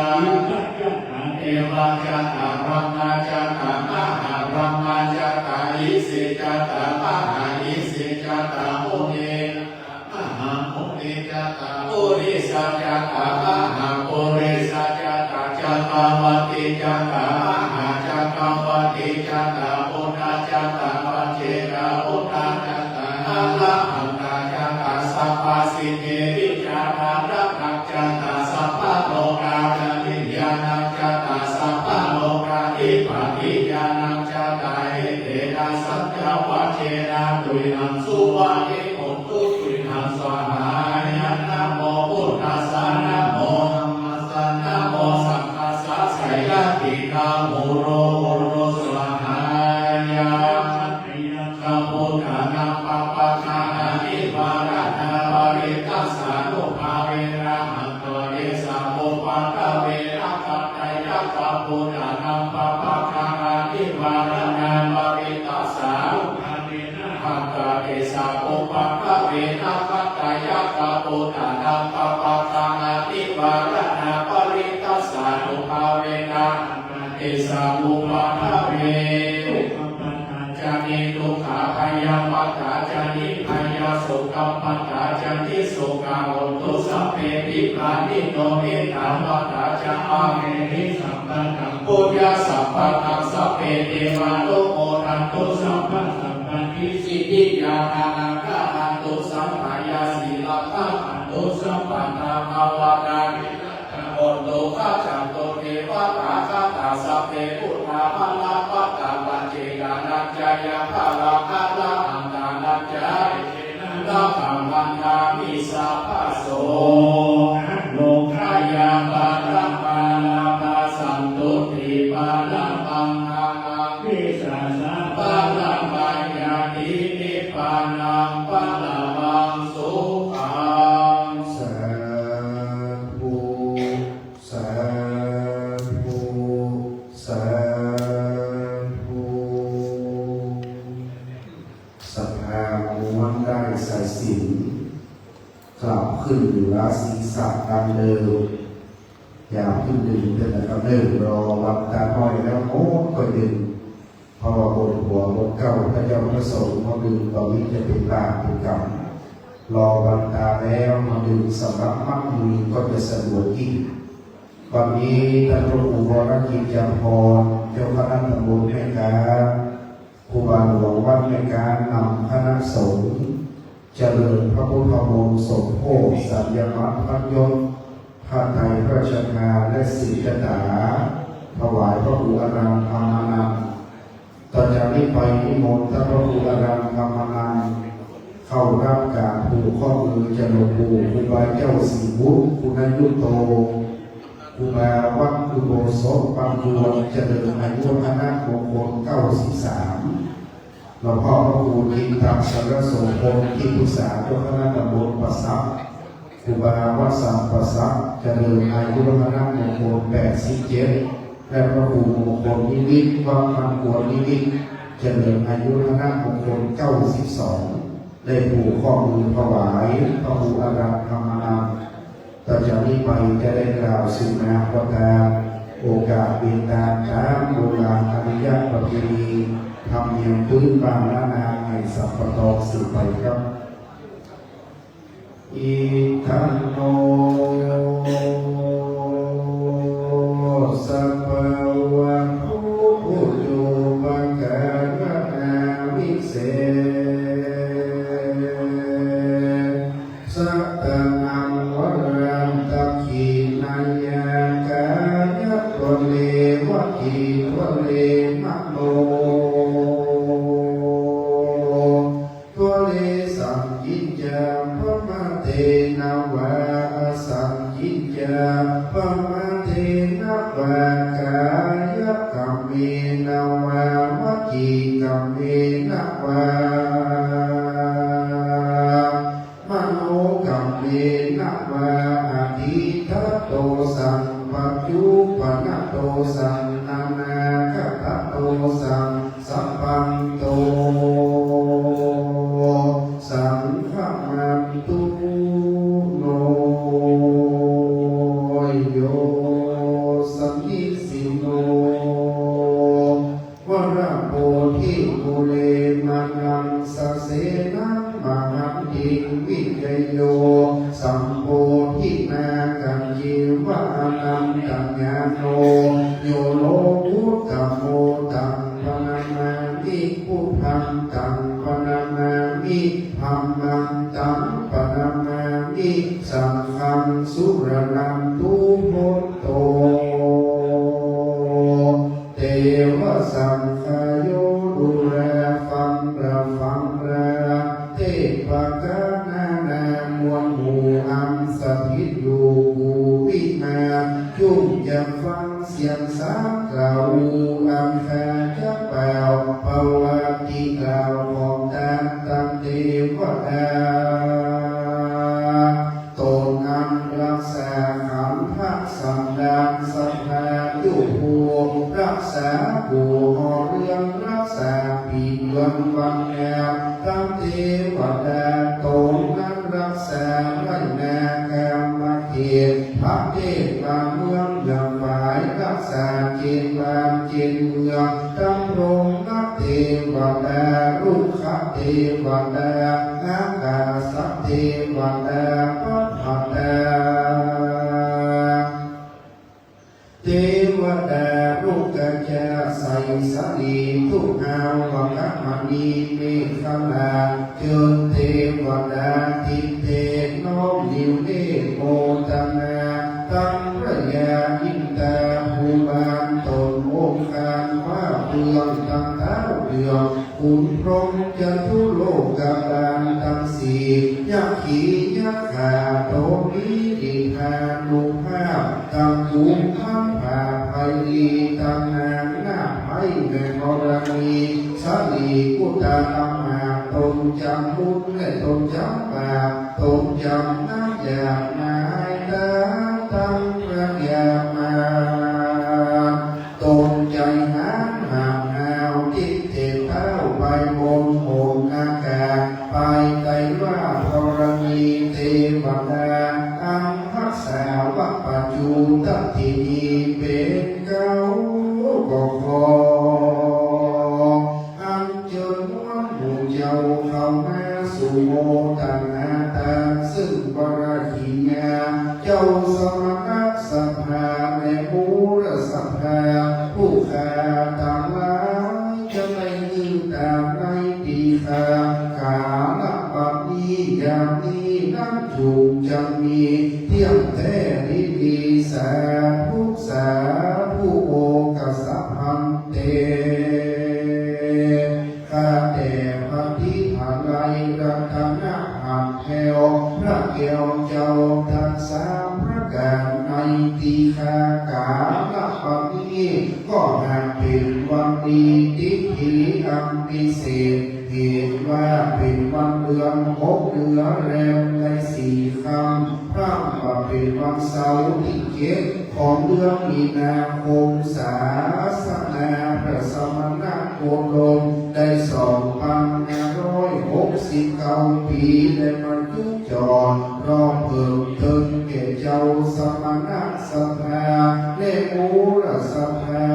ผู้แก่ต่างหลายตั้งไปในและไปนอกไปในไหนมีท่านอาจารย์พระครูอาลัมธรรมนันเป็นเข้าเป็นประแพทย์โอ้แห่งห้องไปนอกนายมีท่านปลัดนิยมนยาวินังท่านปลัดอำเภอสัมพันธ์เชียงใหม่ข้าราชการผู้ใหญ่กำนันผู้ใหญ่บ้านสารวัตรแพทย์ผู้ช่วยท่านสจนายกรองนายกอบตและสอบตตำบ หลวงสถาวัดปัจจุกับท่านมีคุณพ่อกับท่านดิสันคุณแม่พระพนาและคณะข้าราชการทหารสภาน้อยใหญ่ยิ่งใหญ่ต่างคนก็ต่างเป็นตนและเป็นประธานก็มากระทำการมังกรกรรมฉลองสมโภชสัญญาบัตรภาพยนตร์และทานไทยพระราชทานซึ่งจะตาหลวงพระภูมิรันธรรมนามบัดนี้นั้นเป็นมหามงคลได้มาบังเกิดแล้วผู้แก่ทั้งหลายก็ได้พากันสนมคงควายตกแต่งเป็นพร้อมน้อมนำมายังมีมาผู้มุขหาลาจารวงดอกเข้าตอกดอกไม้และลำเทียนจตุปัจจัยไทยยาวพุทธาพักอาหารหลายสิ่งอันเป็นอาหารรสยิ่งพร้อมทุกสิ่งตานังสัพพิวารังพร่ำพร้อมมาตามไม้สองนาแห่งพระแก้วเจ้าตั้งสามประการขอพระแก้วเจ้าตั้งสามประการจุมีธรรมะเมตตาไหวนาปฏิกาหะเพราะเอายังวัตถุยิ่งสิ่งของทางพัฒนาและสหปริวารตามตังวันฟูนี้เพื่อเมื่อแล้วเสียงกำลังกำหาพระนาสมิชันตุจุเงินในความอุดมสงสารพุทธิจุยังยุประการอุสระบุญญาลอยสีขียาตานามินามีมาผู้ค้าตั้งหลายนาได้กระทำความเป็นแล้วจะได้อุทิศฝากไปหาเทวบุตรและเทวดาตนรักษาวัดวาอาว่าพุทธศาสนาทัพพินีเป็นเก้าเทวดาเจ้าอันอยู่เฝ้ารักษากายาเนื้อตนตัวอันไปก่อนหน้าและตามหลังพระภูมิเจ้าที่แม่พระธรณีสลีพุทธาอาตนจำบุญจำบาปตนจำน้ำอย่างหมายตาอินตาพงยมาราชคุณหน้าน้ำปรมัยไอสวงในธรณีเจ้าที่เจ้าทางเต้าจตุโลกบาลสี่องค์แห่จอเที่ยวเงาพ่อเกิดแม่เกิดเจ้ากรรมและนายเวรก็เต้าแต่นั้นขอน้อมถวายเป็นพระราชกุศลถวายเป็นพระพรชัยมงคลแด่พระบาทสมเด็จพระวชิรเกล้าเจ้าอยู่หัวและพระบรมวงศานุวงศ์ผู้ทรงพระคุณอันประเสริฐได้ทรงพระกรุณาโปรดพระราชทานสัญญาบัตรพระยศและพระไตรถวายแด่พระผู้อารันธรรมนันก็เท่าแต่นั้นได้ตกแต่งเป็นดามายังเครื่องบูชาส่งสืบจัตตามีทำไม้กำสลี